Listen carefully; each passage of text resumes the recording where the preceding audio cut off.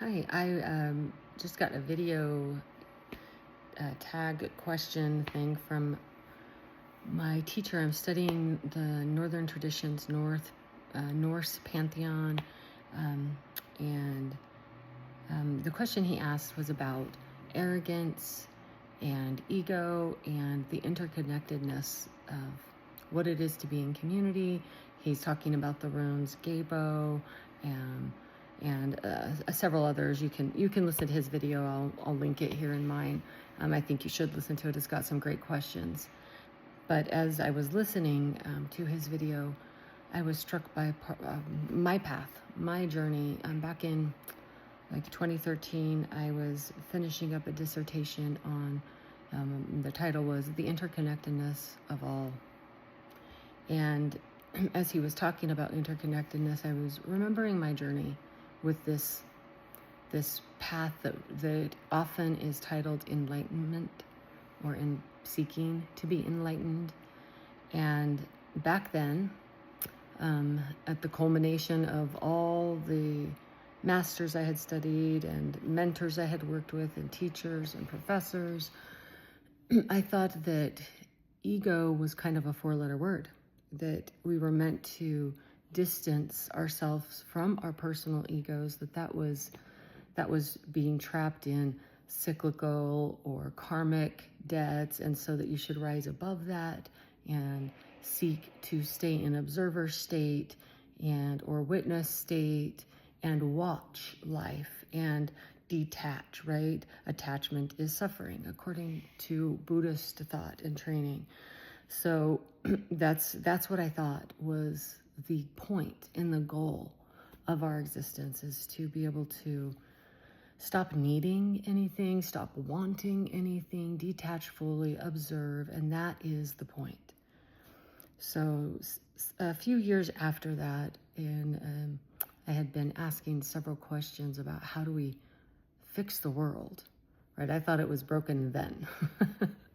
I had no clue what was coming, right? And as I had been pondering and meditating on this for probably a full year, I had a very profound spiritual experience that to me was an epiphany. This moment of understanding that I already understood perfectly and knew how to perfectly be interconnected with all living. That's our natural state between lifetimes, or before we came into this body and this experience. That was our state. If you don't believe in multiple past lives, when we are in flow with what it is to be human, that's our natural state. Even when we're in flow with what it is to be this ego, there is a form of interconnectedness when we don't deny this self, this ego, nor the soul state of interconnectedness that always exists. We exist in duality. We exist on multiple dimensions simultaneously. So the epiphany for me was not that I'm meant to detach from ego. Actually, I'm meant to go all in on ego, not in an unhealthy way where, well, this is my ego, so I can do whatever I want. And if I hurt people, that's supposed to be the experience. I'm not claiming detachment from accountability or responsibility for who we are in this lifetime. No. What I am claiming is the point of this existence is to be ego, to fully experience all of the ego of Lola. What it is to be toxic positive and deny, that I have intrusive thoughts that, oh, I'm going to kidnap your baby because you're turned around backwards in a grocery store and you are going to lose your child. I'll give it back, but maybe you'll stop talking to random people and ignoring the child that's been screaming for 15 minutes if they disappeared from your life for 5 seconds. That part of me is just as valid as the part of me that is capable of unconditional loving another being, no matter who they are or how they've behaved towards me. That's also part of this ego. I have that desire within me too. Both of those parts simultaneously can exist inside of us as humans. We're full of contradictions. We're full of incongruencies within our personality. And that is what we came here to experience, not complete interconnectedness as a state of being in this lifetime, but understanding we are interconnected. And I'm meant to not be perfect. I'm not meant to do all things well. And that is the point of community, And I agree, there is a level of hubris and arrogance that I don't need anyone else. This idea of a self-made man, we know this is a joke. We know it's not true. We're all standing on the shoulders of our ancestors. Let's just start there. I don't have to reinvent every comfort and luxury that I get to have in my life. I'm not starting from scratch at birth, nor were my parents or my grandparents.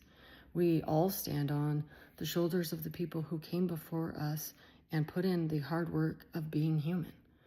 So we're not doing this by ourselves. But our modern age has given us this idea that I can do most things by myself. I don't need a chef. I have access to a grocery store. I have access to, modern cooking implements and stoves and ease. I don't have to find and cure wood to cook my food, right? I have a dishwasher. I have a washing machine. I even have a dryer if I want to use it. I can use the wind, or I can use something that will dry it way quicker.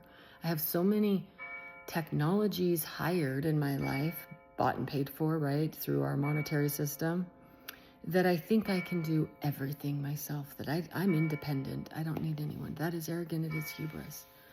Where we're meant to be bad at some things and maybe even great at others, or maybe just okay at a lot of things. That is the point of this existence, not perfection. That means we're done, something's finished, it's complete, and there's no more point to living. We're not meant to detach and watch life. That is not participating. That's not living. That's observing. They're not the same thing.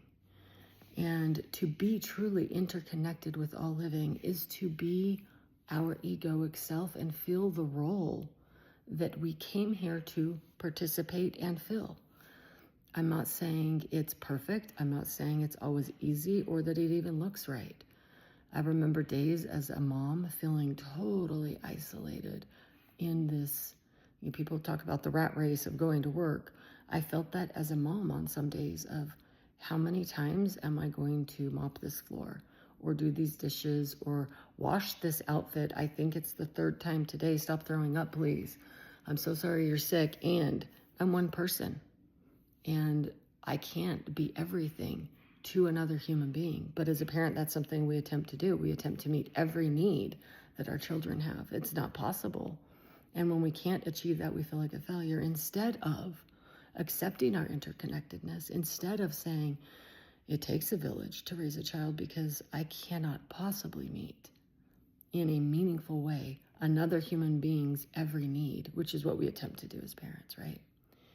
So this notion of, instead of sitting in independent arrogance, accepting the interconnectedness of us as human beings and us as a living being on a planet that is alive with plants that feel and communicate if we just listen, and animals that are so intelligent. I can't speak another species' language, yet my cats understand English. Who's more intelligent? We are not independent. We are interdependent in the best ways. And when we be ourselves, even the ugly parts, even the parts we want to deny, even the arrogant parts that think we can do it all ourselves, so that we can learn, actually, no, I can't. No, I need other people. Even if it's just to feel love or feel like I matter to someone else. I can't give myself that. There's no way for me to give myself the feeling of mattering to someone else. And that's one of the most basic human needs, to be important to others, to matter to other people. So I really liked his video. I really liked the questions he poses, and he related it to, what's happening in our world today, this seeming chaos that we're under. And just like we're meant to be our full selves, our egoic, messy selves, we're also meant to recognize that life is ever changing and destruction is part of creation. The seed breaks itself apart. The shell crumbles. It's it's very violent actually for a tree to grow or a plant to grow or a mammal to be birthed or a bird to hatch. It's not a clean process. They break apart the shell. Life is meant to be a little messy. Life is meant to be chaotic. That's how we get the most experience, which is what we're here to have. We're meant to experience what it feels like to really want something as this ego, what it feels like to be loved as this ego, this not perfect, messy human. Because we know what it feels like to be loved unconditionally when we are out of ego, to be part of all that is in a deep, real way. And we have moments of remembering that in this experience of life, but that's not the state of being. The state of being is ego, and it's meant to be ego. All right, check out his video and let me know your thoughts on mine and his thoughts. Comment to him too, because I think he would really enjoy feedback about this journey that we're on and what it is to be interconnected. All right, thanks for watching.